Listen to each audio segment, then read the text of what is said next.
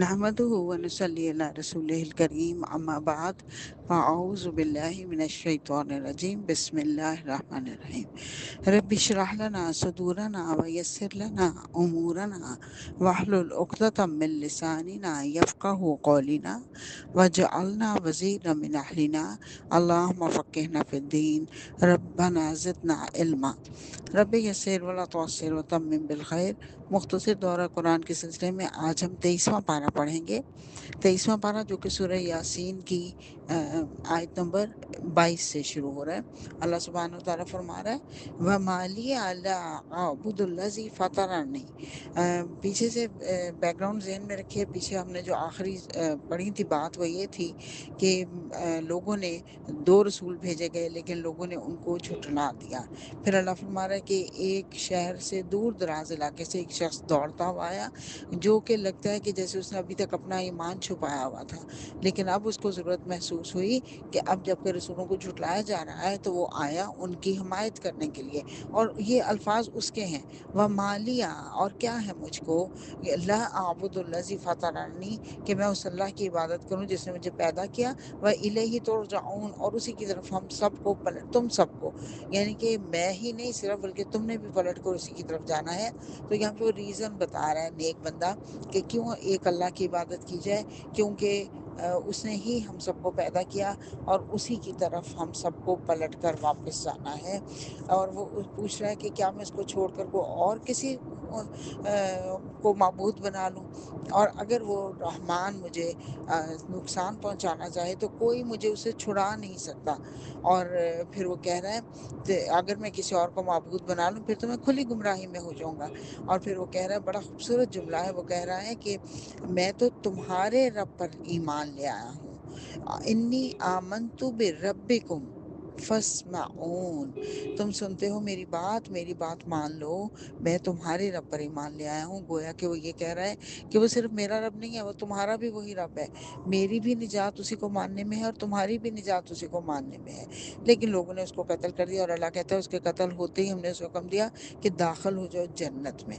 گویا کہ پتہ چلا کہ انسان جو نیکی کے کام کر کے فوت ہوگا، نیکی کے کام پہ شہادت کی موت جس کو ہوگی، مرتے کے ساتھ ہی اس کے لیے برزخ کا معاملہ نہیں ہونا، بلکہ مرتے کے ساتھ ہی وہ جنت میں پہنچا دیا جائے گا۔ وہ ہے کہ اس کی قبر کو جنت کے باغوں میں سے ایک باغ کر دیا جائے گا۔ تو وہ جب جنت میں پہنچتا، اب دیکھیے کس قدر نیک انسان ہے، جیسے ہی جنت میں پہنچتا ہے اس کو افسوس ہو رہا ہے، وہ کہتا ہے کاش میری قوم کو معلوم ہو جائے کہ میرے رب نے کس چیز کی بدولت میری مغفرت فرما دی اور مجھے باعزت لوگوں میں داخل کر دیا۔ یعنی وہ ایک شخص جو اس کو یہ ہے کہ اگر جیتے جی ان لوگوں نے میری بات نہیں مانی تو کاش کہ میرے مرنے کے بعد ہی میری موت ہی ان کے لیے ہدایت کا سبب بن جائے، اور یہ اس بات کو مان لیں کہ ایک اللہ کی طرف راغب ہو جائیں۔ پھر اللہ فرما رہا ہے اس قوم کے لیے مجھے کوئی بڑا کام نہیں کرنا پڑا، بس ایک دھماکہ ہوا اور سب کی سب بجھ کر رہ گئے، اور اسی طرح ہم نے بہت ساری قوموں کو ہلاک کیا۔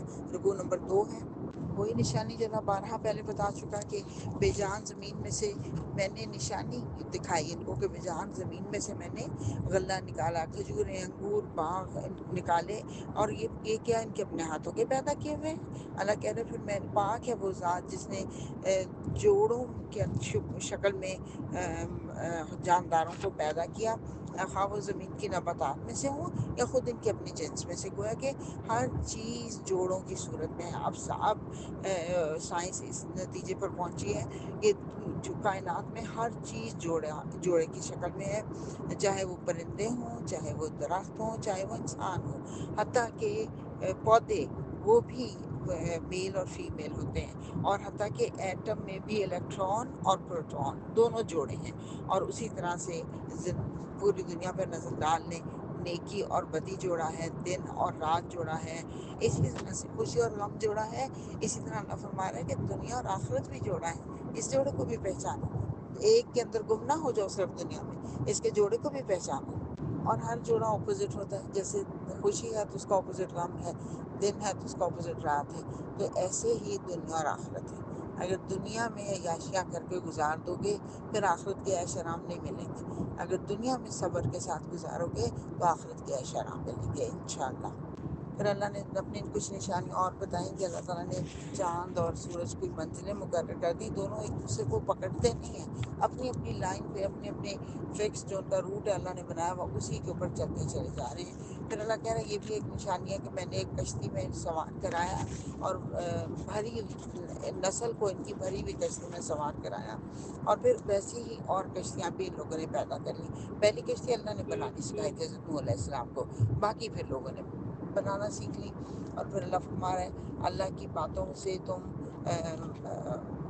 اللہ اپنی باتیں تمہیں بتاتا ہے تاکہ اس انجام سے خبردار کرے جو تمہیں آگے آنے والا ہے اور جو تمہارے پیچھے گزر چکا ہے، یعنی کہ ماضی اور مستقبل دونوں سے تمہیں خوف دلایا جاتا ہے، شاید کہ تم نصیحت قبول کرو۔ پھر یہ پوچھتے ہیں قیامت کب آئے گی، اللہ کہتا ہے وہ تو یکایک ان کو آ کے پکڑ لے گی، اس حالت میں کہ یہ وصیت تک نہیں کر سکیں گے، قیامت اچانک آئے گی۔ رکوع نمبر 3 ہے کہ پھر جب سور میں پھونک ماری جائے گی، یکایک یہ اپنے رب کے حضور پیش ہونے کے لیے اپنی قبروں سے نکل پڑیں گے۔ فَإِذَا هُم مِّنَ الْأَجْدَاثِ، اجداث ہوتی ہیں پرانی قبریں جن کے نشان تک مٹ چکے ہوں، یعنی جتنی بھی پرانی قبریں ہوں گی وہاں سے نکل کے انسان آ جائے گا۔ تو بتایا یہ جا رہا ہے کہ موت سے تم نہیں بھاگ سکتے، اور ابن تیمیہ کہتے ہیں کہ انسان موت سے بچ نہیں سکتا اور موت سے بچنے کی فکریں کرتا ہے، عذاب سے بچ سکتا ہے لیکن عذاب سے بچنے کی فکر نہیں کرتا۔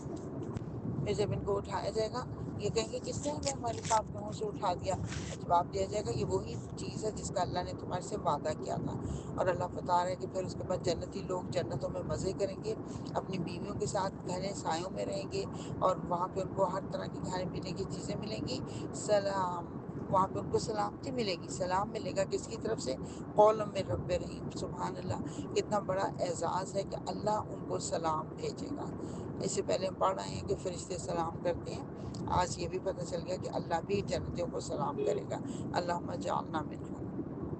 پھر اللہ فرما رہا ہے کہ کافروں کو منع کیا گیا تھا کہ یہ دنیا کی زندگی ہے، اس میں تم عقل سے کام لو، آخرت جسے جہنم جسے تمہیں ڈرایا جاتا تھا لیکن تم دنیا میں کفر ہی کرتے رہے، تو آج ان کے منہ بند کر دیے جائیں گے، ان کے ہاتھ بولیں گے، ان کے پاؤں گواہی دیں گے کہ یہ دنیا میں کیا کمائی کرتے رہے ہیں۔ کافر جو ہے اللہ سے جھگڑے گا کہ اللہ میں نے یہ مانتا کہ میں نے کیا، اللہ پوچھے گا کہ میری اور فرشتوں کی گواہی کافی نہیں، کافر انکار کر دے گا۔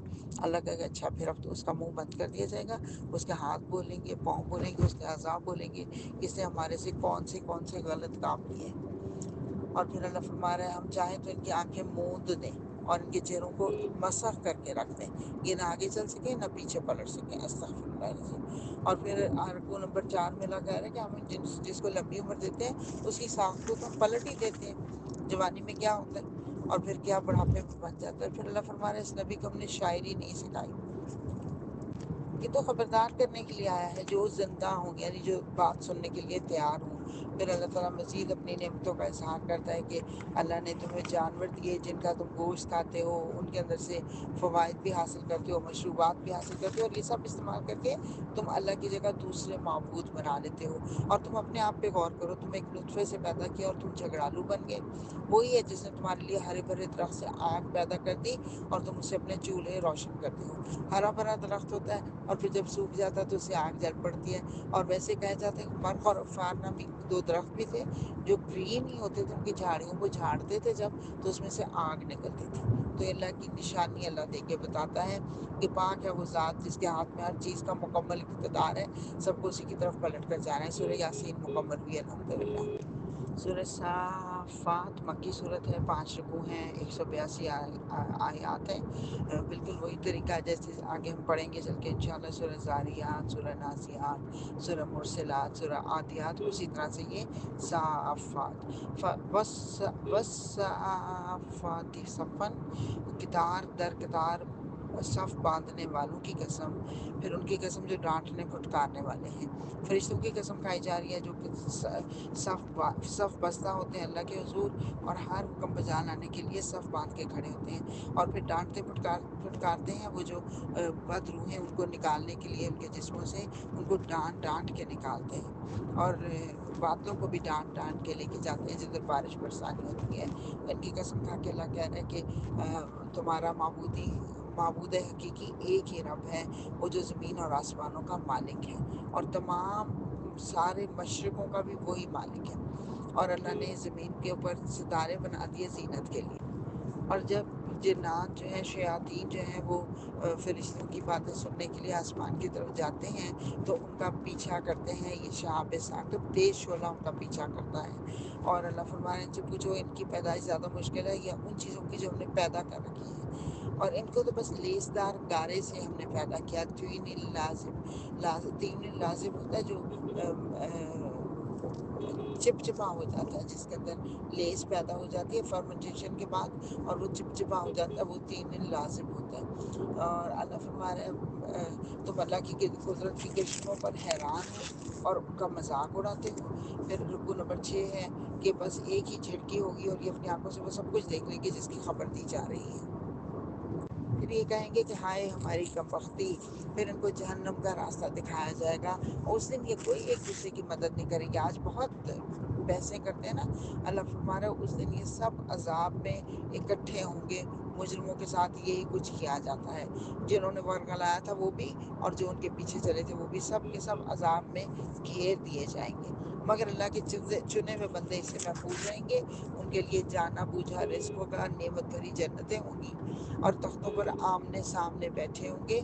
شراب کے چشموں سے ساغر بھرا کر ان کو پلائے جائیں گے۔ چمکتی ہوئی شراب جو پینے والوں کے لیے لذت ہوگی، جس سے ان کے جسم پر بھی کوئی نقصان نہیں ہوگا، ان کی عقل بھی اس سے خراب نہیں ہوگی، اور ساتھ ان کے پاس نگاہیں بچانے والی خوبصورت آنکھوں والی عورتیں ہوں گی، ایسی نازک جیسے انڈے کے چھلکے کے نیچے چپی ہوئی جھلی۔ انڈے کے نیچے جو جھلی ہوتی ہے وہ بڑی سینسٹیو، بڑی خوبصورت اور ڈیلیکیٹ ہوتی ہے، اس کی بھی مثال دی گئی، لیکن مفسرین نے کہا خاص طور پہ شتر مرغ کے انڈے کی جھلکی ہلکی پنکش وہ جھلی ہوتی ہے اور بہت خوبصورت ہوتی ہے۔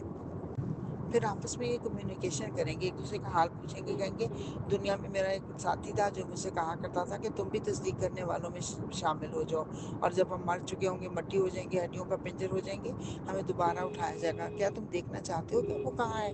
یہ کہہ کر وہ جو ہی جھکے گا جہنم کی گہرائی میں اس کو دیکھ لے گا، اور اسے خطاب کر کے کہے گا خدا کی قسم تو ہمیں تباہ ہی کر دینے والا تھا، میرے رب کا فضل شامل حال نہ ہوتا تو ہم آج پکڑے جاتے۔ اور اللہ فرما رہا ہے ایسی کامیابی سے عمل کرنے والوں کو اچھا عمل دیا جائے گا۔ پھر اللہ پوچھ رہا ہے یہ ضیافت اچھی ہے یا زقوم کا درخت؟ زقوم کا درخت اللہ نے ظالموں کے لیے فتنہ بنا دیا۔ وہ ایک درخت ہے جو جہنم کی تہہ سے نکلتا ہے، اس کے شگوفے ایسے ہیں جیسے شیطانوں کے سر، جہنم کے لوگ اسے کھائیں گے اور اسی سے پیٹ بھریں گے، اور اس کو پینے کے لیے ان کو کھولتا ہوا پانی پینے کو ملے گا۔ اللہ نے فرمایا زقوم کا درخت کافروں کے لیے فتنہ بنا دیا، کیونکہ بربر زبان میں کھجور اور مکھن کو ملا کے وہ ایک چیز بناتے تھے، اس کو کہتے تھے یہ زقوم ہے۔ ابو جہل نے یہی کہ اپنے گھر میں اس کا حلوہ تیار کیا اور سب کو بلایا کہ آؤ جی آؤ، زقوم کی دعوت ہے تمہاری، یہ حضرت کہتے ہیں نا ملے گا وہاں پہ زقوم، تو یہاں پہ کھاؤ، یہ تو بڑا مزے کا ہے۔ تو اللہ کہہ رہے ہیں یہی ان کے لیے آزمائش بن گیا۔ رکوع نمبر 7 ہے کہ اس سے پہلے ہم نے نوح کو پکارا تھا تو دیکھو کیسے ہم اچھے جواب دینے والے تھے، ہم نے اس کو اس کے گھر والوں کو کرب عظیم سے بچا لیا اور اس کی نسل کو باقی رکھا، بعد کی نسلوں میں اس کے لیے تعریف اور توصیف چھوڑ دیا۔ الحمدللہ آج بھی ہر نماز میں ہم حضرت ابراہیم علیہ السلام کے اوپر درود بھیجتے ہیں، اور حضرت نوح علیہ السلام کی بات ہو رہی ہے، غلطی سے میں حضرت ابراہیم کی بات کرنے لگی، تو سلام ہے نوح پر، اللہ کہہ رہے ہیں، اور نیکی کرنے والوں کو ہم ایسی ہی جزا دیتے ہیں۔ اور نوح کے طریقے پر ابراہیم کا جو قلب سلیم لے میں آیا تھا، اپنے باپ کو اور اپنی قوم کو اس نے کہا تھا یہ کس کی عبادت کرتے ہو تم؟ اللہ کو چھوڑ کر گھڑی ہوئی چیزوں کی عبادت کرتے ہو۔ پھر اس نے کہا کہ اچھا میں اب ان لوگوں کو ایک سبق سکھاؤں گا۔ جب وہ لوگ میلے میں گئے تو حضرت ابراہیم علیہ السلام نے ان کے مندر میں گھس کے وہ سارے بتوں کو توڑ دیا، صرف بڑے کو رہنے دیا۔ جب وہ واپس آئے تو وہ بھاگے آئے، انہوں نے کہا کہ یہ کیا ہوا، یہ کس نے کیا؟ اور حضرت ابراہیم کو پوچھا تو انہوں نے کہا کہ تم اپنی ہی تراشی ہوئی چیزوں کو پوجتے ہو، حالانکہ اللہ نے ہی تم کو پیدا کیا، اور تم اللہ کو چھوڑ کر ان کو پوجتے ہو جو خود اپنے آپ کی حفاظت بھی نہیں کر سکے۔ انہوں نے کہا اچھا ایک الاؤ تیار کرو، اور دہتی ہوئی آگ میں ابراہیم کو ڈال دیا، لیکن اللہ فرمانے میں نے آگ کو حکم دیا ٹھنڈی ہو جائے، انہوں نے ایک تدبیر کرنی چاہیے، لیکن اللہ نے بھی ایک تدبیر فرمائی، اور ابراہیم نے کہا کہ میں اپنے رب کی طرف جاتا ہوں، وہی میری رہنمائی کرے گا۔ اے پروردگار مجھے ایک بیٹا عطا کر جو صالح میں سے ہو، ربی حبلی من الصالحین۔ اللہ نے اس کی دعا قبول کی اور حلیم بردبار لڑکے کی بشارت دی۔ وہ لڑکا جب اس کے ساتھ دوڑ دھوپ کے کو پہنچ گیا یعنی ٹین ایج میں، تو ابراہیم نے کہا بیٹا خواب میں دیکھتا ہوں کہ میں تجھے ذبح کر رہا ہوں، اب تو بتا تیرا کیا خیال ہے؟ اس نے کہا بزن جو آپ کو حکم دیا جا رہا ہے وہ ٹھیک ہے، اسے کر ڈالیے، انشاءاللہ آپ مجھے صابروں میں سے پائیں گے۔ سبحان اللہ، بیٹے کو پتا ہے کہ نبی کا خواب جھوٹا نہیں ہو سکتا، انہوں نے کہا مجھے صابروں میں سے پائیں گے۔ پھر علامہ اقبال نے کہا نا کہ کس نے آداب کس نے سکھائے ابراہیم اسماعیل کو آداب فرزند، اور ابراہیم نے بیٹے کو ماتھے کے بل گرا دیا تاکہ چہرے پہ نظر نہ پڑے اور نیچے سے چھری چلانا چاہیے۔ کہتے ہیں میں نے کہا اے ابراہیم تو نے خواب سچ کر دکھایا، ہم نیکی کرنے والوں کو ایسی ہی جزا دیتے ہیں، یقیناً یہ ایک بڑی آزمائش تھی۔ پھر قربانی کے طور پر اللہ نے فدیہ میں قربانی دی اور اس بچے کو چھڑا لیا۔ آج ہمارے لیے اور اللہ فرما رہا ہے اس کی تعریف اور توصیف ہمیشہ بعد کی نسلوں میں چھوڑ دی۔ سلام ہے ابراہیم پر۔ آج ہم جو بکرا ذبح کرتے ہیں یا کوئی جانور ذبح کرتے ہیں، ہمیں بھی اجر ایسے ملتا ہے جیسے بیٹا ذبح کرنے کا اجر دیا جاتا ہے۔ اور اللہ فرما رہا ہے ان کی ذریت میں کوئی محسن ہے اور کوئی اپنی ذات پر خود ظلم کرنے والا ہے۔ رکوع نمبر 8 ہے، ہم نے موسیٰ اور ہارون پر احسان کیا، ان کی قوم کو کرب عظیم سے نجات دی اور انہیں فتح نصیب کی، ان کو کتاب دی اور راہ راست دکھائی، اور ان کا نسل ان کا بعد کی نسلوں میں ان کا ذکر خیر باقی رکھا۔ سلام ہے موسیٰ اور ہارون پر، ہم نیکی کرنے والوں کو ایسی ہی جزا دیتے ہیں۔ پھر الیاس بھی یقیناً مرسلین میں سے تھا، یعنی اللہ کا بھیجا ہوا پیغمبر۔ انہوں نے اپنی قوم کو کہا تھا کیا تم ڈرتے نہیں ہو احسن الخالقین کو چھوڑ کر، ایک اللہ کو چھوڑ کر کس کو پوج رہے ہو؟ تو اللہ فرما رہا ہے کہ صرف جو خالص لوگ تھے انہوں نے اس کی بات مانی، باقی سب جو ہیں وہ غلط راستے کے اوپر چلتے رہے۔ اور اللہ فرما رہا ہے الیاس کا ذکر خیر بھی ہم نے بعد کی نسلوں میں باقی رہا۔ سلام ہے الیاس پر۔ رکوع نمبر 9 ہے کہ لوط بھی رسول بنا کر بھیجا گیا تھا اور اس کے اللہ نے اس کے اور سب گھر والوں کو نجات دی سوائے ایک بڑھیا کے، یعنی ان کی بیوی کے، باقی سب کو اللہ نے تہس نہس کر دیا۔ پھر بھی تمہیں عقل نہیں آتی، تم ان کے اجڑے دیار پر سے گزرتے ہو، دیکھتے ان کو۔ اور یقیناً یونس بھی رسولوں میں سے تھا، یاد کرو جب وہ ایک بھری کشتی کی طرف بھاگ نکلا، پھر قرآن اندازی میں شریک ہوا، اس میں مات کھائی، آخرکار مچھلی نے سے نکل لیا اور وہ ملامت زدہ تھا۔ اب اگر وہ تسبیح کرنے والوں میں شامل نہ ہوتا تو قیامت تک اسی مچھلی کے پیٹ میں رہتا۔ انہوں نے تسبیح کی لا الہ الا انت سبحانک انی کنت من الظالمین۔ اللہ فرما رہا ہے میں نے اس کی دعا کو قبول کر لیا۔ اب ذرا ان لوگوں سے پوچھو، کہتے ہیں کہ اللہ کے لیے ہوں بیٹیاں اور اپنے لیے یہ بیٹے۔ اللہ کہہ رہا ہے انہوں نے ملائکہ کو عورتیں بنا لیا، یہ آنکھوں دیکھی بات کہہ رہے ہیں۔ اللہ کہہ رہے ہیں کیا اللہ نے بیٹوں کی بجائے بیٹیاں اپنے لیے پسند کر لی؟ تمہیں کیا ہو گیا؟ کیسے حکم لگا رہے ہو؟ کیا تمہیں ہوش نہیں آتا؟ انہوں نے اللہ اور ملائکہ کے درمیان نسب کا رشتہ قائم کر دیا، آنے کے ملائکہ خوب جانتے ہیں کہ یہ لوگ مجرم کی حیثیت سے پیش ہونے والے ہیں۔ بس اب تم اور تمہارے معبود سب کے سب دوزخ کی بھڑکتی ہوئی آگ میں ڈالے جاؤ گے۔ اور یہ لوگ کہا کرتے ہیں کہ اگر یہ وہ ذکر ہمارے پاس ہوتا جو پہلی قوموں کو ملا تھا تو ہم ضرور اللہ کے چنے ہوئے بندے ہوتے۔ اللہ فرما رہا ہے لیکن جب وہ ان کے سامنے آ گیا تو انہوں نے اس کا انکار کر دیا۔ نبی صلی اللہ علیہ وسلم آپ انہیں ان کے حال پر چھوڑ دیجئے، اور جب ان کے صحن میں وہ عذاب آ اترے گا جس کا اللہ نے وعدہ کیا ہے، تم دیکھتے رہو کہ پھر ان کا کیا انجام ہونے والا ہے۔ اور پاک ہے تیرا رب عزت کا مالک ان تمام باتوں سے جو یہ لوگ بنا رہے ہیں۔ الحمدللہ سورہ صافات مکمل ہوئی۔ سورہ صاد مکی صورت ہے، 5 رکوع اور 88 آیات ہیں۔ قسم ہے صاد، قسم ہے نصیحت بھرے قرآن کی، بلکہ یہی لوگ جنہوں نے ماننے سے انکار کیا ہے سخت تکبر میں مبتلا ہیں۔ ہمیشہ بتایا گیا کہ نہ ماننے کی بنیادی وجہ تکبر کا شکار ہونا۔ ان لوگوں کو اس بات پر تعجب ہوا کہ ایک ڈرانے والا خود انہی میں سے آ گیا اور پھر انہوں نے اس کو ساحر، جھوٹا، پتہ نہیں کیا کیا کچھ کہہ دیا۔ اللہ فرما رہا ہے یہ دراصل آپ پر شک نہیں کر رہے، یہ میرے ذکر پر شک کر رہے ہیں۔ یہ ساری باتیں اس لیے کر رہے ہیں کہ انہوں نے اللہ کے عذاب کا مزہ نہیں چکھا ہے۔ یہ تو جتھوں میں سے چھوٹا سا جتھا ہے. اللہ نے تو بہت بڑی بڑی قوموں کو، نوح کی قوم، عاد کی قوم، بیخوں والا فرعون، سمود، قوم لوط، ایکا والے، جب انہوں نے جھٹایا تھا اللہ نے ان کا جو حشر کیا تھا، ان کا حشر بھی اسی طرح ہوگا. یہ لوگ بھی بس ایک دھماکے کے منتظر ہیں جس کے بعد کوئی دوسرا دھماکہ نہیں ہوگا. رکوع نمبر 11 ہے کہ یہ لوگ کہتے ہیں کہ اللہ ہمارا حساب ہمیں پہلے ہی دے دے، جو یوم الحساب سے پہلے ہی ہمارا حساب کر دے. اللہ فرما رہا ہے صبر کرو ان باتوں پر جو یہ لوگ بنا رہے ہیں. اور ہمارے بندے داود کا ذکر کرو، جو بڑی قوتوں کا مالک تھا، اللہ کی طرف رجوع کرنے والا تھا، اور جب وہ تسبیح کرتا تھا پرندے بھی اس کے ساتھ شامل ہو جاتے تھے، اور پہاڑ اور درخت بھی. اللہ فرما رہا ہے میں نے اس کی سلطنت مضبوط کر دی تھی اور اس کو حکمت عطا کی تھی. پھر ایک مقدمہ اس کے پاس پہنچا، اور اس مقدمے کے ذریعے دراصل اللہ تعالیٰ نے ان کا امتحان کیا. ان کو پتہ چلا جیسے ہی کہ یہ میری آزمائش تھی، تو انہوں نے اپنے رب سے معافی مانگی اور سجدے میں گر گیا اور رجوع کر لیا. یہ نیک لوگوں کا طریقہ ہوتا ہے، اپنی غلطی کو فوراً پہچان کے اس پہ معافی مانگی. اور اللہ فرما رہا ہے کہ اے داؤد، ہم نے تجھے زمین میں خلیفہ بنایا، لہٰذا تو لوگوں کے درمیان حق کے ساتھ حکومت کر اور خواہش نفس کی پیروی نہ کر. رکوع نمبر 11 ختم ہوا، رکوع نمبر 12 شروع ہو رہا ہے. اللہ فرما رہے آسمان اور زمین اور اس دنیا کے درمیان جو کچھ ہے، اللہ کہہ رہا میں نے فضول نہیں پیدا نہیں کیا.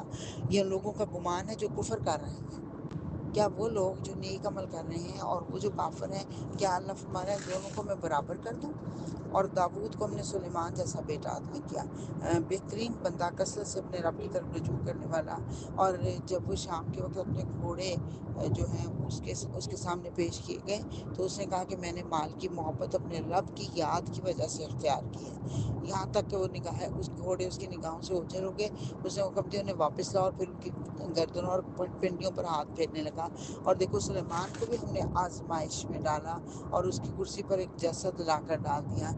اس نے رجوع کیا، کہا اے میرے رب مجھے معاف کر دے، رب اغفر لی وہب لی ملکا لا ینبغی لأحد من بعدی، مجھے معاف کر دے اور مجھے وہ بادشاہی دے جو میرے بعد کسی کے لیے سزاوار نہ ہو، بے شک تو ہی اصل داتا ہے. اور پھر اللہ نے ان کو وہ بادشاہی دی. پہلے بھی ذکر ہو چکا، دنیا کا سب سے طاقتور بادشاہ حضرت سلیمان علیہ السلام تھے، جنہوں نے پوری دنیا پر حکومت کی. جرین پرند بھی اور جنات بھی ان کے ماتحت تھے، ہوائیں بھی ان کے ماتحت تھیں. اللہ نے کہا ہوا کو مسخر کر دیا تھا ہم نے، جہاں وہ چاہتا تھا اس طرف وہ جاتی تھی، اور شیاطین، غوطہ خور، مامار سب اس کے حکموں کے پابند تھے.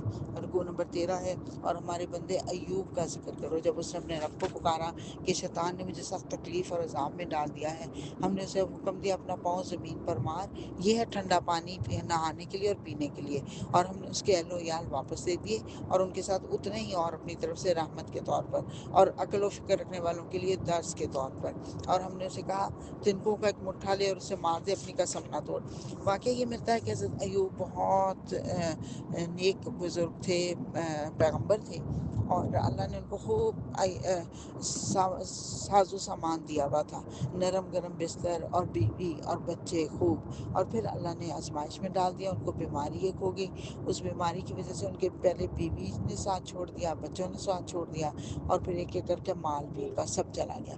تو وہ اللہ کے بہت عبادت گزار تھے. وہ اللہ سے دعائیں کرتے تھے، کہتے تھے اللہ تعالیٰ جب میرے نرم گرم بستر تیار رہتا تھا، میں تو اس وقت بھی اس کو چھوڑ کے تیری عبادت میں لگ جاتا تھا کہ اے جسم تجھے اس لیے نہیں پیدا کیا گیا کہ تو آرام کرے بستر کے اوپر لیٹ کے.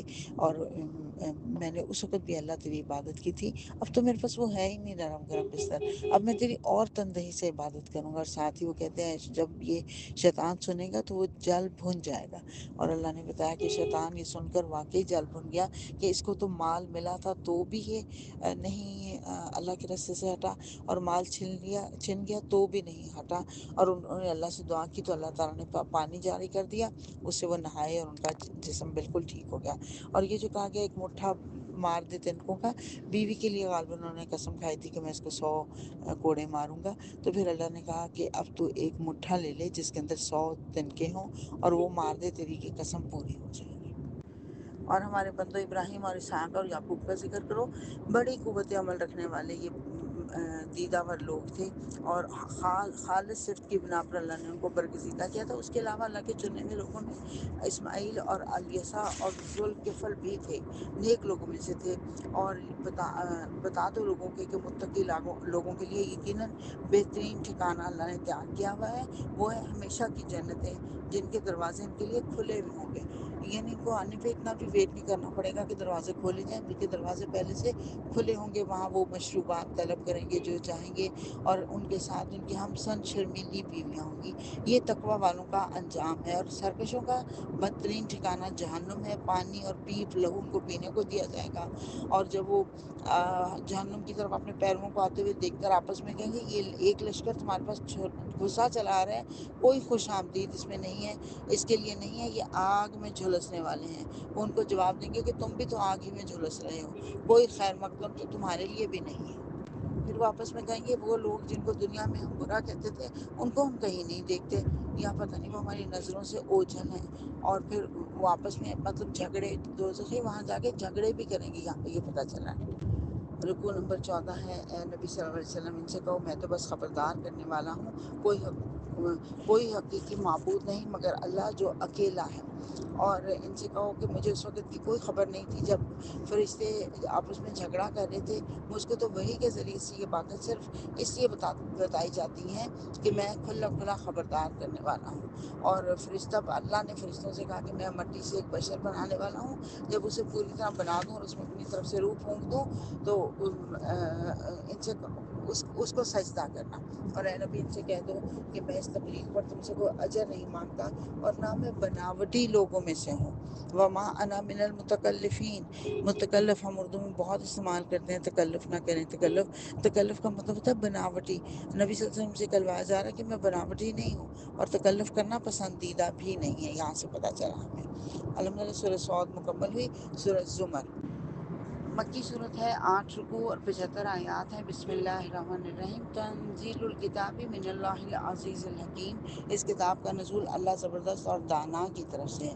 لہٰذا تم اللہ ہی کی بندگی کرو، دین کو اس کے لیے خالص کرتے ہوئے، اور اس کے سوا دوسرے سرپرست بنا رکھے ہیں۔ دین کو خالص کرنے کا مطلب یہ ہے کہ خالصاً ایک اللہ کی عبادت کی جائے، اس میں رتی برابر بھی کسی اور کو شریک نہ کیا جائے۔ ایک صحابی نے پوچھا یا رسول اللہ صلی اللہ علیہ وسلم اگر کوئی شخص جہاد کرتا ہے اور اس کا مقصد اللہ کو راضی کرنا بھی ہوتا ہے، لیکن اس کا مقصد شہرت حاصل کرنا یا بہادری کی دھاک بٹھانا بھی ہوتا ہے، تو کیا اس کا شہادت قبول کی جائے گی؟ اللہ کے رسول صلی اللہ علیہ وسلم نے فرمایا ہرگز نہیں۔ اللہ صرف اس عمل کو قبول کرتا ہے جو خالصتاً اس کے لیے کیا جائے، جس میں رتی برابر بھی کسی اور کی ملاوٹ آ جائے وہ قبول نہیں کیا جائے گا۔ اللہ تعالیٰ ہمیں خالص عمل کرنے والا بنا دے۔ اللہ فرمانا اگر اللہ کسی کو بیٹا بنانا چاہتا تو اپنی مخلوق میں سے جس کو چاہتا بزرگ کر دیتا۔ پاک ہے وہ اس سے کہ کوئی اس کا بیٹا ہو، وہ اللہ ہے اکیلا اور سب پر غالب۔ اور اس نے دن پر رات اور رات کو دن پر لپیٹتا ہے، سورج اور چاند کو اس طرح مسخر کر رکھا ہے ہر کوئی اپنے وقت مقرر پر چلتا چلا جا رہا ہے۔ اور اس نے تم کو ایک جان سے پیدا کیا اور پھر اسی سے تمہارا جوڑا بنایا۔ اس نے مویشیوں میں سے بھی 8 نر اور مادہ پیدا کیے۔ وہ تمہاری ماؤں کے پیٹوں میں 3 باریک پردوں کے اندر تمہیں ایک کے بعد ایک شکل دیتا چلا جاتا ہے۔ سبحان اللہ، ایسے 1400 سال پہلے اللہ نے بتا دیا پیٹ میں کتنی جھلیوں میں بچہ پرورش پاتا ہے۔ یہ تو آج سائنس نے ثابت کیا نا کہ 3 پردوں میں بچہ پیدا کرتا ہے۔ پہلے وہ ماں کا جو ایبڈومنل جھلی ہوتی ہے، پھر یوٹرس کی جھلی ہوتی ہے، پھر نیچے اس کی اووری کی جھلی ہوتی ہے۔ 3 جھلیوں کے اندر بچہ پرورش پاتا ہے۔ سبحان اللہ۔ ایمبریولوجسٹ ایک مشرک تھا، اس کو جب پتہ چلا، اس کو یہ آیات دکھائی گئی تو اس نے اسلام قبول کر لیا تھا۔ کیتھ مور اس کا نام تھا، کیتھ مور، اس نے اسلام قبول کر لیا تھا۔ اللہ فرما رہا ہے کوئی معبود اس کے سوا یہ کر سکتا ہے، پھر تم کدھر پھرائے جا رہے ہو؟ اور اللہ بے نیاز ہے اگر تم کفر کرو گے۔ اللہ نے لیکن اپنے بندوں کے لیے کفر کو پسند نہیں کیا، وہ تمہارے لیے شکر کو پسند کرتا ہے، کفر کے مقابلے میں شکر کو پسند کرتا ہے۔ اور پھر اللہ نے بتایا کوئی بوجھ اٹھانے والا کسی دوسرے کا بوجھ نہیں اٹھائے گا، اور آخر کار تم سب کو پلٹ کر اپنے رب ہی کی طرف جانا ہے، پھر وہ تمہیں بتا دے گا کہ تم کیا کر کے آئے ہو۔ اور جب کوئی مصیبت آتی ہے ان کو تو سب کو بھول کے اللہ کی طرف رجوع کرتے ہیں، اور جب مصیبت ٹل جاتی ہے، اللہ نعمت دیتا ہے تو پھر اللہ کے ساتھ دوسروں کو شریک کرنے لگ جاتے ہیں۔ اے نبی ان سے کہو کہ میرے بندو جو ایمان لائے ہو اپنے رب سے ڈرو. جن لوگوں نے اس دنیا میں نیک رویہ اختیار کیا ان کے لیے بھلائی ہے اور اللہ کی زمین وسیع ہے. رکوع نمبر 16 شروع ہو رہا ہے کہ صبر کرنے والوں کو اللہ بے حساب اجر دیتا ہے. اور ان کو بتاؤ کہ مجھے یہ حکم دیا کہ پہلے میں خود مسلم فرما بردار بنوں اور میں اپنے رب کی نافرمانی کروں تو مجھے بھی ایک بڑے دن کے عذاب کا خوف ہے اور میں نے اپنے دین کو اللہ کے لیے خالص کر لیا ہے. اور اے میرے بندو میرے غضب سے بچو. اور جن لوگوں نے طاغوت کی بندگی سے اجتناب کیا اور اللہ کی طرف رجوع کر لیا ان کے لیے خوشخبری ہے. اور اے نبی اس شخص کو کون بچا سکتا ہے جس پر عذاب کا فیصلہ چسپاں ہو چکا ہو. اور رکوع نمبر 17 ہے کیا تم نہیں دیکھتے کہ اللہ نے آسمان سے پانی برسایا پھر اسے سوتے اور چشمے اور دریاؤں کی شکل میں زمین کے اندر پانی جاری کر دیا. ان سے کھیتیاں نکالتا ہے مختلف قسم کی پھر کھیتیاں پک کر سوکھ جاتی ہیں اور پھر تم دیکھتے ہو کہ وہ زرد پڑ گئے. آخر کار اللہ ان کو بھوس بنا دیتا ہے.